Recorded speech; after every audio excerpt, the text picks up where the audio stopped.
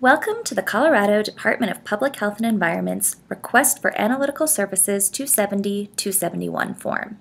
For short, we'll call this form the 270.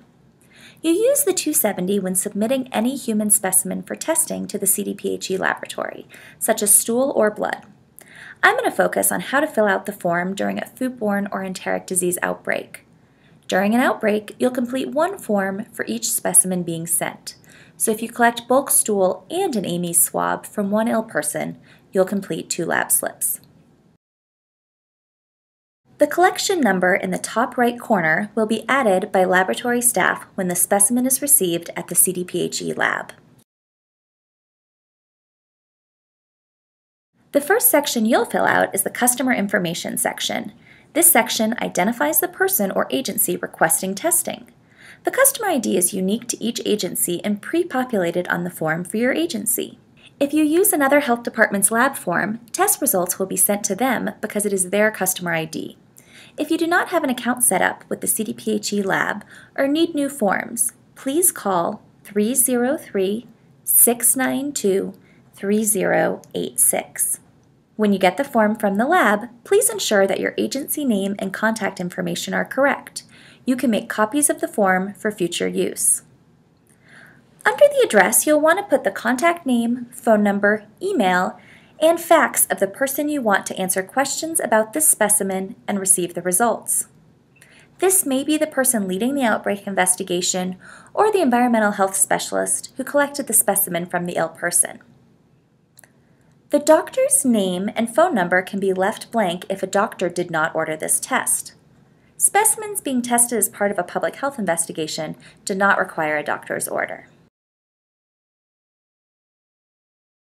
The patient information section tells the lab who the specimen belongs to. Patient ID could be a CDERS number, a medical records number, a unique ID number that you assigned, or left blank. Fill out the patient's last and first names, address, phone number, date of birth, and gender. If you do not have all of this information, at minimum, please complete name and phone number. In the Comments and History section, select the race and ethnicity of the ill person whose specimen is being submitted. If you are unsure, leave these parts blank. You can skip the rest of this section. This form is used for any human specimen submitted, and these parts do not apply to foodborne or enteric illness outbreaks. With pre-approval from CDPHE EPI staff, the CDPHE lab will cover charges for enteric disease testing during most outbreaks. By writing the outbreak number on this part of the form, the lab knows to charge CDPHE EPI, not the health department that submitted the specimens. If you do not include the outbreak number, your agency will be charged for testing. For more information about when you should submit specimens, please consult the Guidelines for Stool Testing at CDPHE memo. The link to that document is at the bottom of this page. If you know onset date for the ill person whose specimen is being submitted, write it here. It's okay if you need to leave this blank.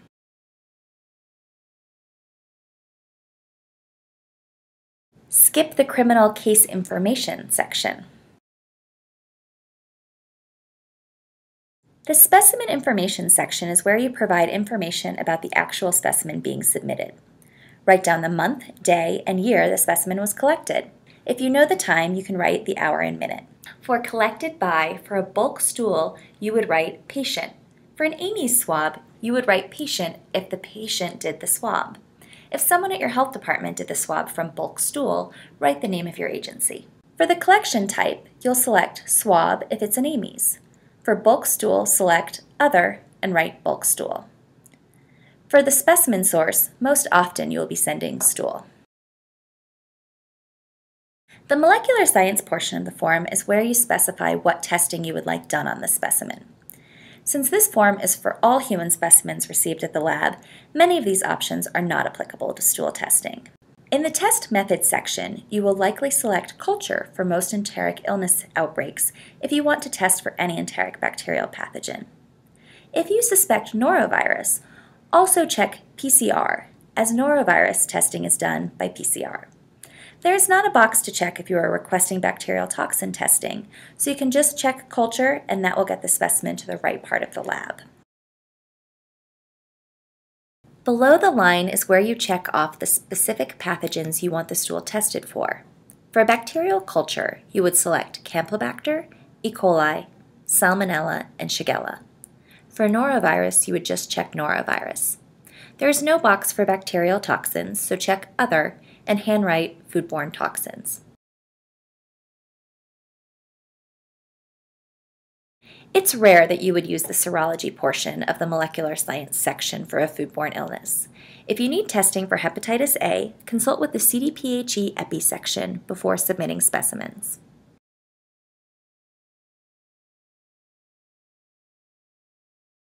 The chain of custody section will track the specimen on its journey from your agency to the CDPHE lab. You should sign and date the first relinquished by line when the specimen leaves your care. This may be when the courier picks it up from your agency or when you drop it at the CDPHE lab yourself. The temperature will be recorded when the specimen is received by the CDPHE lab.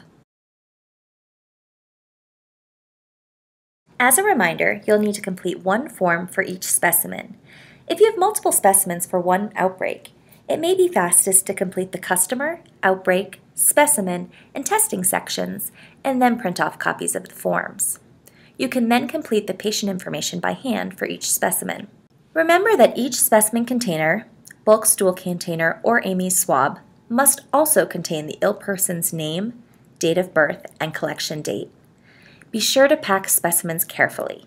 Any leaking or damaged specimens cannot be tested by the lab.